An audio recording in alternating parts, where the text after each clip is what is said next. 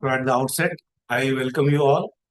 And also, I heartily welcome today's speaker for the session, our own Honorable Chair Professor, Dr. Payal Kothara Bansal ma'am. So, welcome ma'am. To start with, we are quite lucky to have such a speaker for today's topic, being a health professional, what matters. Madam, Dr. Payal Bansal is having qualification in the stream of medicine, that is MBBS. Afterwards, she has done MS surgery, MSP, and the Pemmer Institute and IFME fellow. Current designation is chair professor in MUHS chair in medical education. She also heads our IMETT, the chair professor. Her role in health professional education, she is quite pioneer to work and establish faculty development programs for all health professionals at MUHS. If you had been to MUHS and if you have visited our Teachers Training Institute, that's TTI building, the TTI building itself is output of fund from Planning Commission, and that total project was delivered by Dr. Bansal madam. Secondly, her current work is a curriculum reform, new FDP development, for example, digital and blended learning modules, NMC Regional Center facility, guiding implementation of NEP 2020, curriculum assessment, quality assurance, facilitating change capacity building. Many awards and achievements to her credit. She has been nominated by GOI to Institute Body at AIMS Deoghar. She has also been carried out in Obama Singh 21st Century Knowledge Initiative Award as a principal investigator. She has developed and implemented MSc, Health Professional Education for MUHS. She is right now the chairperson in Standing Academic Committee, AIMS Deoghar. She is also a faculty for International Pemmer programs.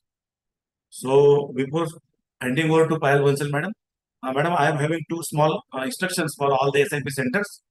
So I will make these two announcements first, and then I will hand it over to for your lecture. My specific instruction to all the nodal officers and students that you need to log into your login days that is provided by CTEC on MHS automation portal to get yourself joined at that particular SIP center. Secondly, I request SIP centers to convey the data and to show the status, how many students have been joined, and forward the data to MHS. So is it clear? You need to log into your respective login desk, the student and as well as the SIP center, and show the correct figure of joining so that the vacancy can be carried forward for the round 2. Now, regarding round 2, what is my second instruction? If you are having a vacancy of 2 right now, after this, in all you are having 4 intake capacity. In round 1, you got allotment of 2 students. That means you are having vacancy of 2 students. Now, are you willing to give these 2 seats to round 2? In the event if any center doesn't want to have that second seat to be filled by round 2, this is the correct time and this is the right time to convey us that you don't want to make this seat available for round 2. If we make the seat available for round 2, then remaining waitlisted student can be allotted on that particular seat. So those centers who are having some difficulty in giving allotment to the vacancy seat, they have to convey it to me by today afternoon. Maybe up to 4 p.m. you may convey me. It is quite important so that I will finalize the vacancy by today itself, and by tomorrow I can allot the vacancy to the second round student. So is it clear? I have clearly conveyed 2 things. One is you need to update the status of joining. Student and SIP center both, they need to update the status of joining in the login desk. And second thing, whatsoever the vacancy you are having, if you haven't conveyed to us, that means we will consider that you want to fill the vacancy from round 2. Those who don't want to fill shall, more importantly, they need to convey it to the university. You can directly send a message to Pratibha Bodke madam. So please take necessary noting of these 2 instructions, please. Now I will hand it over to Payal Bansal madam, our honorable chair professor for MHS MT department. Madam, over to you. Please continue. Thank you, sir. Good afternoon, students, and I'm very, very grateful to our respected Dr. Sandeep Rathore sir, who is the dynamic leader of this SIP program, which was a brainchild of our Honorable Vice Chancellor ma'am, and under the leadership of Honorable Registrar sir. And this is the third year, which is we are seeing an ever increasing number in the participation of institutions as well as the number of students. Thanks to the excellent way in which Rathore sir has taken this project forward and the vision of our Honorable VC ma'am. It is my honor and privilege, sir, and thank you so much for inviting me to share my thoughts with the students. So I will, am I able to share my screen, sir? Can I just? Yes, ma'am, you can. Okay.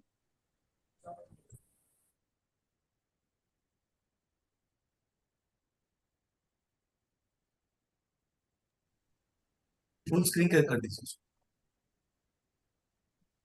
Now it is okay, sir? Make it is full screen. Yeah, now it is full screen. Yes, yes. Yeah. Very So correct. one of the, so my interest in education began about 15, 20 years ago. And a lot of it was, it arose from the fact that what I experienced as a learner. And some things I learned very well. In other things, I struggled. And there was good help available to me. But in other situations, the teachers were good, but sometimes they did not know how to help the student out. So that was, I think that's when the seed for me got laid in my mind that tomorrow I would like to be a teacher. And as a teacher of health professionals, medical students, and other health professional students, how is it that I can be of best use to my students, whatever my skills are? So all of us are different individuals. So no two teachers will be the same, no two students will be the same. But my commitment is that I have to give my best to the students.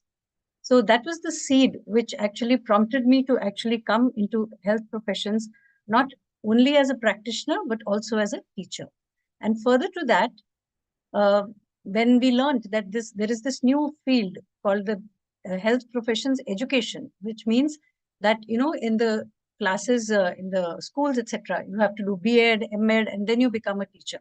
But as health professionals, the moment we finish our degrees, we become teachers.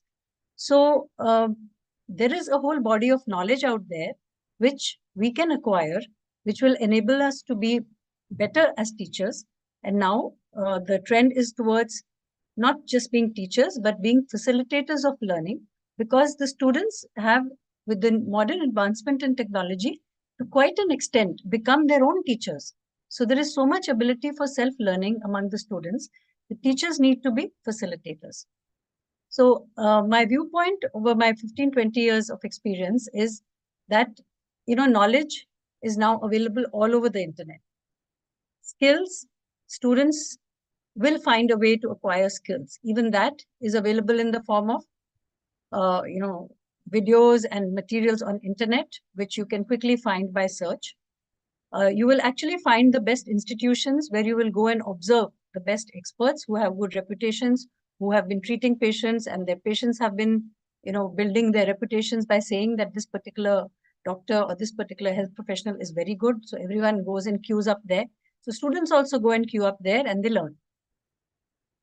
But what is getting lost in the whole process is who we are as a human.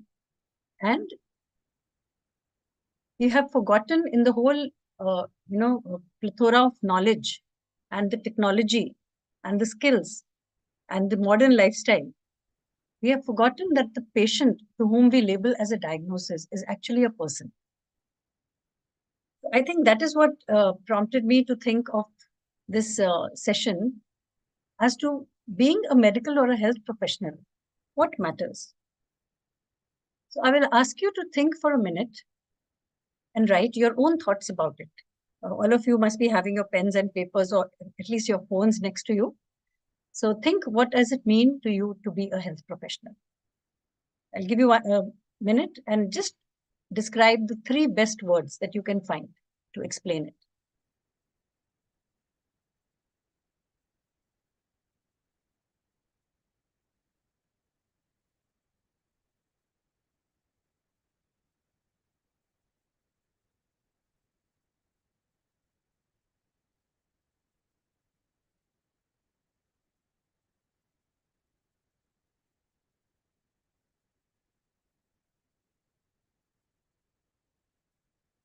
Some of you, I will take a look later, sir. We will save the chat box so that we can see what students have written, what they feel it is to be a health professional.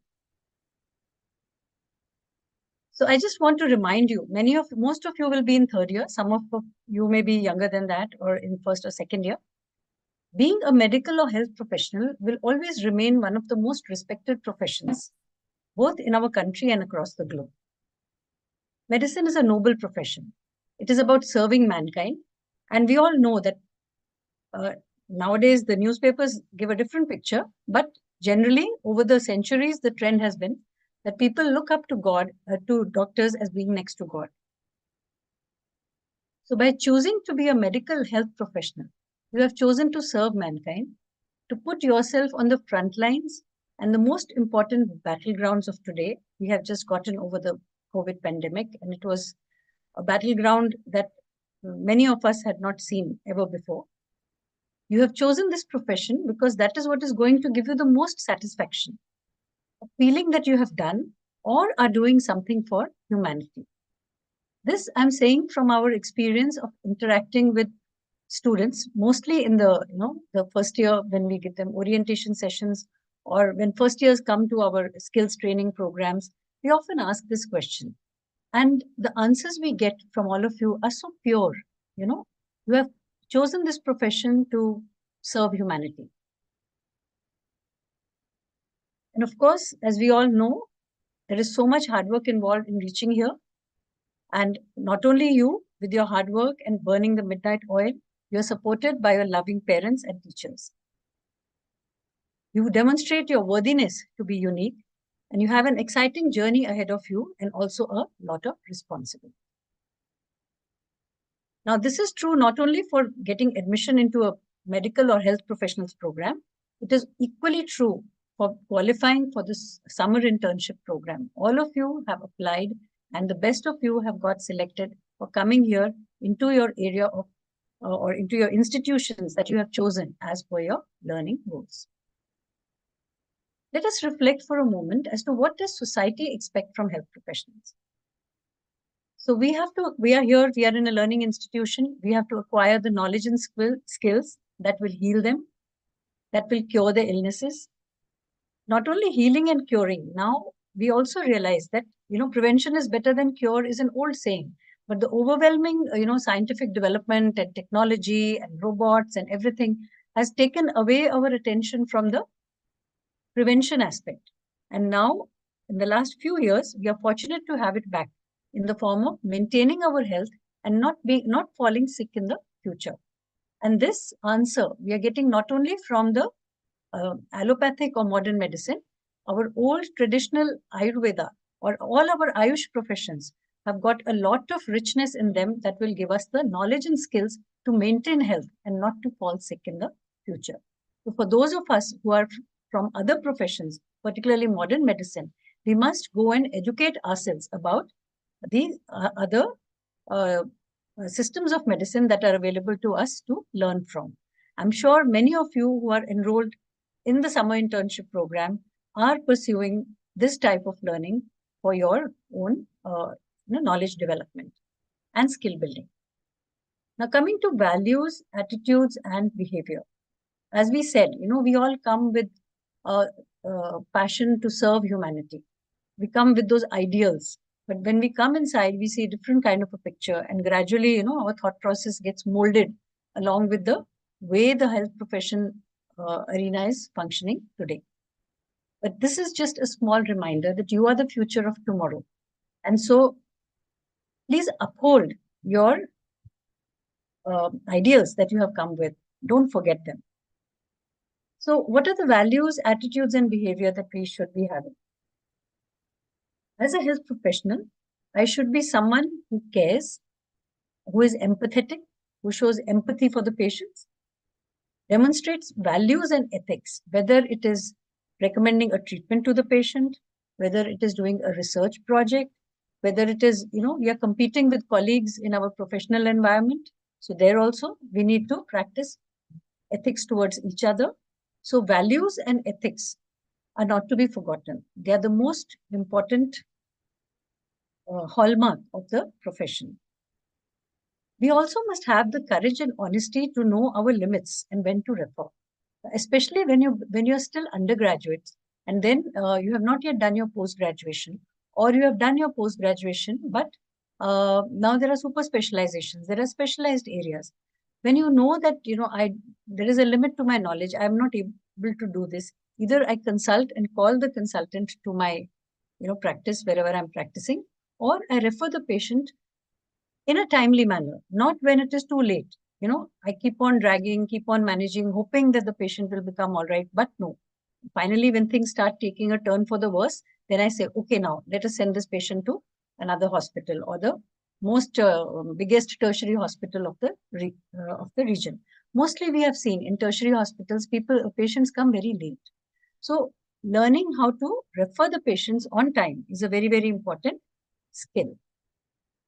So finally, the society expects health professionals to be somebody who can trust.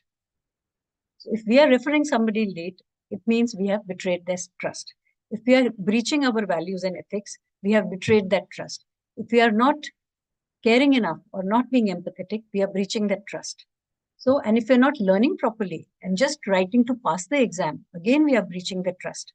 If you are neglecting the internship, not going and learning the skills that are going to be learned, again, we are breaching the trust. So, all these attributes can help you become a professional the way the society wants, someone whom they can trust.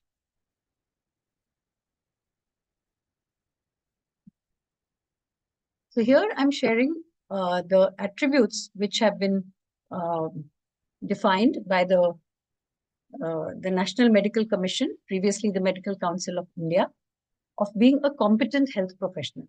So according to them, these are the things that matter.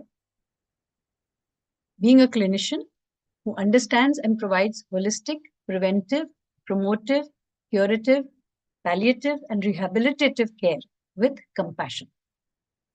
A leader and a member of the healthcare team. A researcher who has the capability to collect, analyze, synthesize, and communicate health data.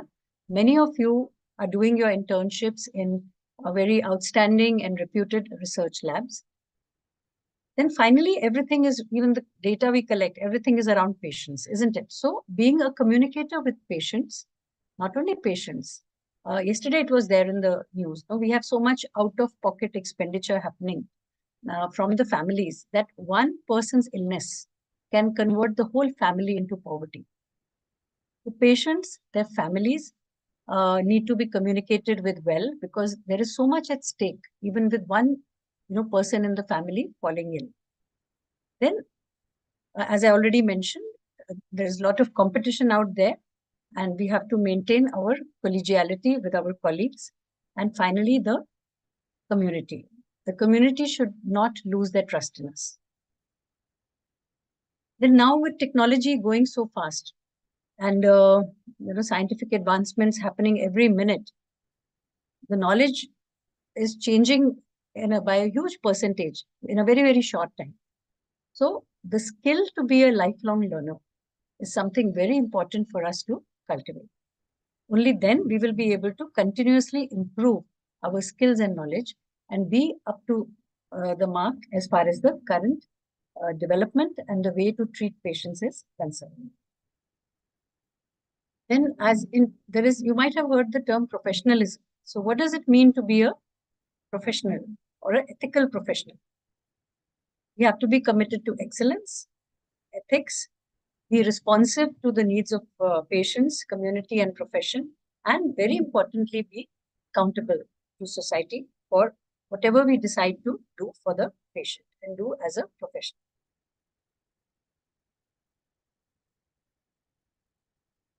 So being a health professional is not just about possessing medical knowledge and technical skills. It is about embodying empathy, compassion, and integrity. I think this sums up, in a way, what we have been trying to deliberate on so far. So how does this matter to you? So what? All this is very good, but what can we do as students? So what should you students strive for? As to be a good clinician, the knowledge and skills are outlined very nicely by all our curriculum documents. What you need is sincerity and diligence in going through that, learning it in a way that will make you an excellent clinician. Then the other competency that we talked about was leadership. So what kind of a leader should you strive to be? Committed to society, removing health disparities, and not working as a autocratic leader, but as a team worker and as a good co-leader. As a communicator, being empathetic and compassionate. As an ethical professional, maintaining values and a caring attitude under all circumstances. Many times our profession is full of a lot of stressful factors, and many of the situations can be frustrating and they are beyond our control. But what is important is to maintain our calm, our values, our caring attitude under all circumstances. So as a lifelong learner, we should strive that I have to give something new to the profession as an individual. So you will continue to advance the profession through proficiency in whichever area you choose, whether you choose to be a clinician in clinical care, being a researcher, being an academic in a teaching institution, or just being serving through the public service hospitals. There we have social responsibility and commitment. So these are the qualities that we students should strive for in order to fulfill the expectations of society, the role which the stature which society has given to us almost near to God. So what is the way to go about this? How do you go about it? Much easier said than done, isn't it? So things to keep, so there are two elements. One is people care. So that is all what you're learning, all what we have been talking about so far. We'll talk about it a little more. And very importantly, nowadays, research has shown that in order to give better to others, we must first look after ourselves. So self-care is very, very important. And when we are totally engrossed in care of others and neglect ourselves, then we reach a certain point, but there are very new names for it, like burnout and others.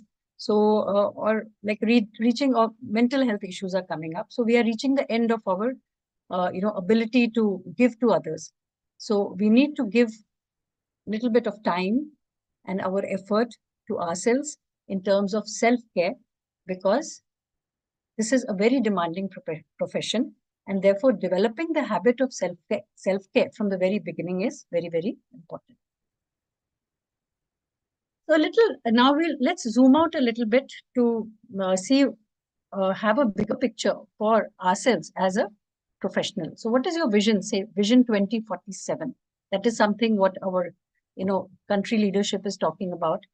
We have been talking about that within MUHS also. Our Honorable Vice Chancellor ma'am had a big program exactly almost a year ago, in which we invited all major stakeholders of the country to give their opinion on what Vision 2047 should look like. So we have a lot of shortage in the country of basic medical health professionals. So think if you want to be a specialist or do you want to be a caring family doctor. There's a lot of dearth of caring family doctors. And basically what a family needs is a doctor who comes, or there used to be home visits, 50 years ago. And now gradually they have declined. No, there are not enough doctors to give time to go and visit patients at home. But imagine a doctor coming home, giving time to the family, not just to one patient who comes to the OPD. So giving them time, listening to them, and being able to address their concerns, not only heal them with the medicines, but also by the conversation, by giving them empathy, by listening to them, by giving them advice, which might be very unique to them. So think about it. Being a caring family doctor is something very, very privileged. A person who makes that choice has really done a good thing. So choose carefully the type of care you want to give. And always, but even if you become a specialist, always have with you the knowledge for prevention. It's not just about, the patient falls sick, we treat and we make money. No. Ethics requires that we first see that how the illness doesn't occur again, if at all it has occurred, why has it occurred, what were the underlying factors. If we don't correct those factors, when the patient will go back home, again those factors will prevail and the person is going to fall sick again and come back to it. So the knowledge for prevention related to general field or to your specialty is very, very important. The greatest burden of disease can be tackled by prevention. These include infectious diseases, nutritional deficiencies, maternal deaths, non-communicable diseases, and lifestyle disorders. And they encompass all the specialties that we have nowadays. Then another aspect of people care is bedside skills. There is so much of technology now that nowadays the doctors will just will talk to you, will take the history, interview you, and write the prescription. I have recently been to my own colleague, medical professional, who will just very cursorily hold your pulse. They will just check the BP is nowadays checked by the staff outside before you come in, and a very casual examination with a stethoscope. Can we have everyone on mute, please? Madam. Thank you. Sir. So bedside skills are dying. We have heard and seen and that students start studying for the NEET exam right from first year. They've stopped going to the bedside. So I would urge not only students, I would also urge teachers and faculty, if you are participating and listening here today, spend time on the bedside with your students. They will come. We've interacted with students. Wherever the teachers teach them valuable things on a patient, students will definitely come. So bedside skills are very important. Even though there's a lot of technology, one thing that will never go away is the bedside skill. When you listen to people in pain, it gives you a different impact, isn't it? And then your work is value driven and you work to heal them. Then besides the care aspect, we also need to keep on advancing the knowledge. So the right attitude towards learning is not just memorizing to treat patients. It's very important to be curious, to pick up clinical signs of the patient, to ask the questions why. Why is this happening? Why is that happening?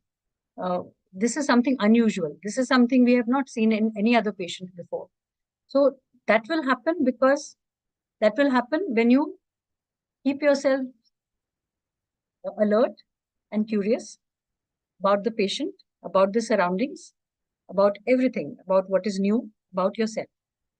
Then compassion and desire to make the world a better place. So here we are taking a zoomed out view and looking at the bigger goals that we should have.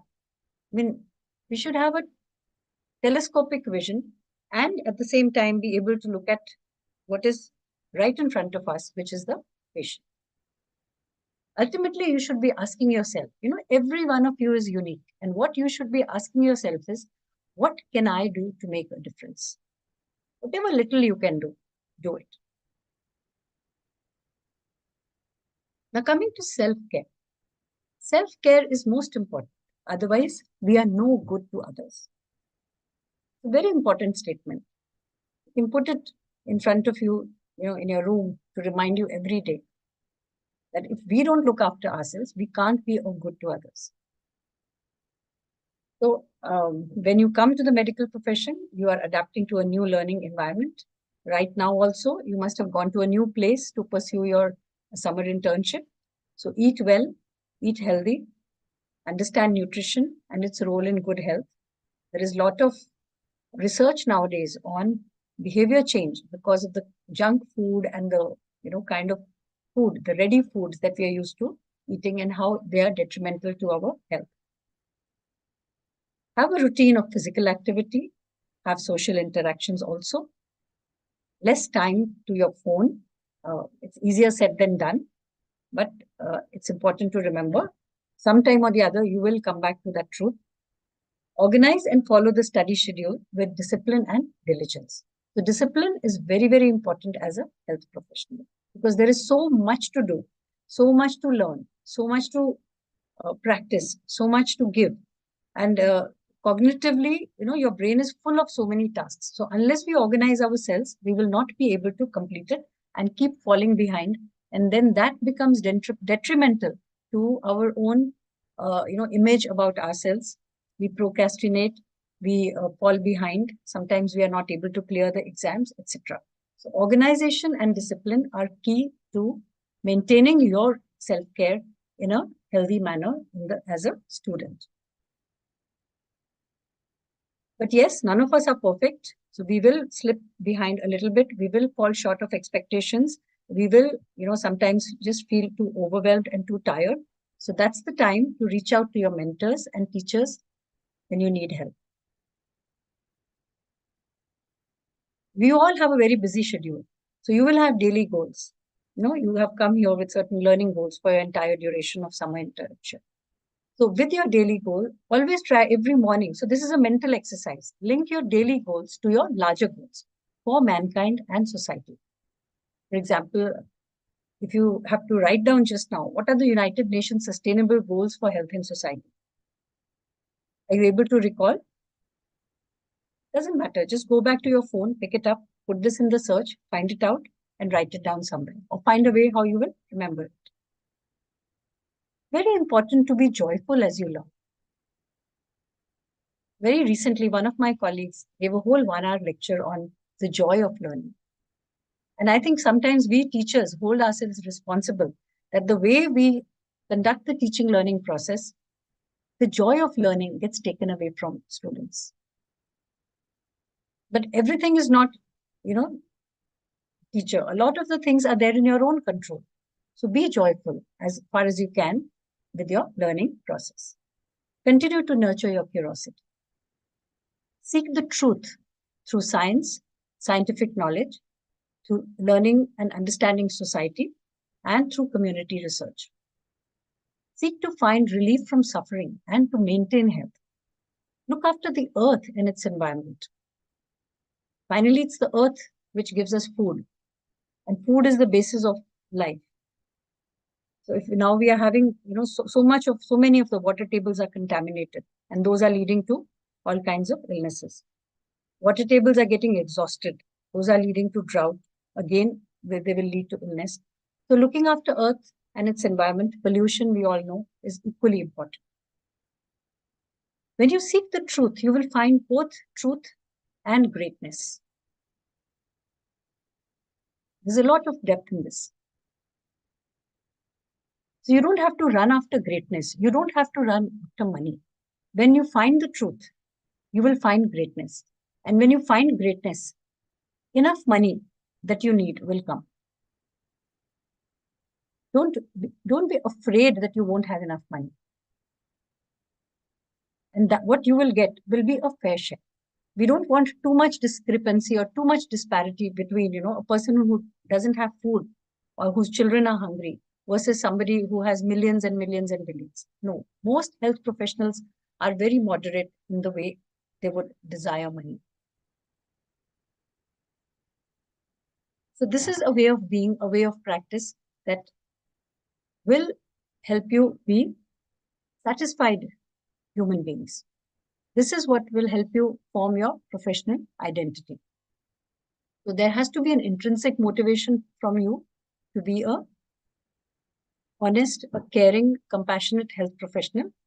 And the journey of yours as a health professional will be of values, learning values, processing them, and becoming every time a better and better person and a more professional doctor.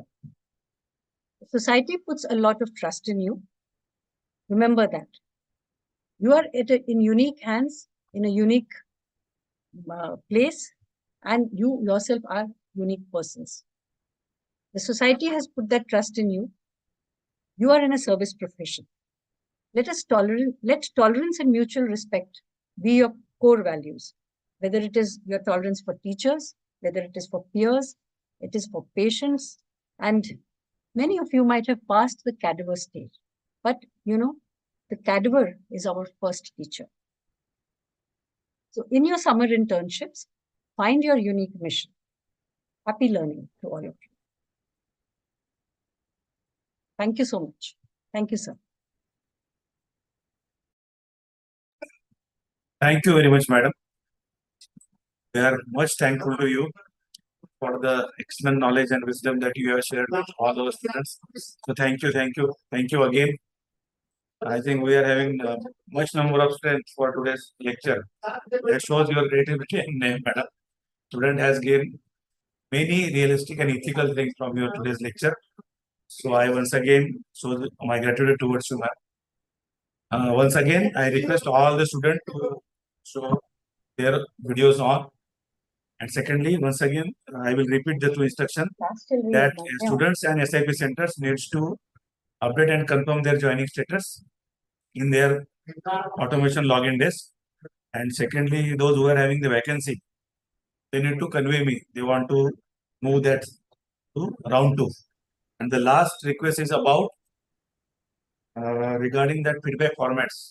You are having 5 feedback formats in your login desk. So you need to fill that feedback formats online. Last year, Payal Bansal madam and myself have worked on these formats. We are looking forward to one research publication out of that particular document. So very soon that research publication will be out of this exhaustive exercise that what we are doing. So again, you kindly can take the noting of my particular instruction and fill the feedback. Okay. So thank you very much, ma'am, and thank you very much all the nodal officer vertical heads and each one of you. Thank you. Thank you very much. Thank you, sir.